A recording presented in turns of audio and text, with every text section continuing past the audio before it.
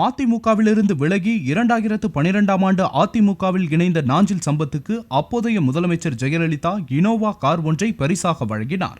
இதையடுத்து தேர்தல் பிரச்சாரம் மற்றும் கட்சி ரீதியிலான கூட்டங்கள் அனைத்திற்கும் நாஞ்சில் சம்பத் இனோவா காரையே பயன்படுத்தி வந்தார். இந்நிலையில் ஜெயலலிதா வழங்கிய இனோவா காரை தனது நண்பர் மூலம் ராயப்பேட்டை அதிமுக தலைமை அலுவலகத்தில் நாஞ்சில் சம்பத் இன்று ஒப்படைத்தார். ஹலோ, வணக்கம் சார். வணக்கம் சார். நான் பார்லிமெண்ட் ரிப்போர்ட்டர் தீபன் பேசுறேன் சார். தீபன் சார், இப்போ அதிமுக தலைமை அலுவலகத்தில் வந்து காரை விட்டுட்டு நீங்க சென்றா சொன்னாங்க சார்.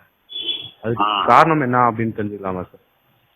கார் அம்மா அந்த காரு கட்சிக்காக தான். Okay sir. கட்சியினுடைய பொருளாளர் பன்னீர்செல்வம் பேர்ல தான் இருக்கு. ஓகே. அம்மா பிரச்சாரத்துக்கு தந்த காரு. பிரச்சாரம் 8 மாசமா இல்ல. ஓகே. சும்மா நிக்கிறது எதுக்கு, பிரச்சாரம் இல்லாம காரு எதுக்கு, காரை கொடுத்துட்டோம். Okay sir. இல்ல சார், நீங்க வந்து திமுக இணைய போறதா சொல்லி தகவல் பரவலா பரவிட்டு இருக்கு. அதை பத்தி உங்களோட கருத்து? நான் யார்கிட்டையும் சொல்லலையே.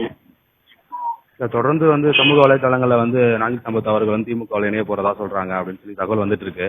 அதாவது உங்களோட கருத்து என்னன்னு தெரிஞ்சு? நான் ஒன்னும் சொல்லல, யார்கிட்டையும் சொல்லல. அந்த எந்த முடிவு எடுக்கல.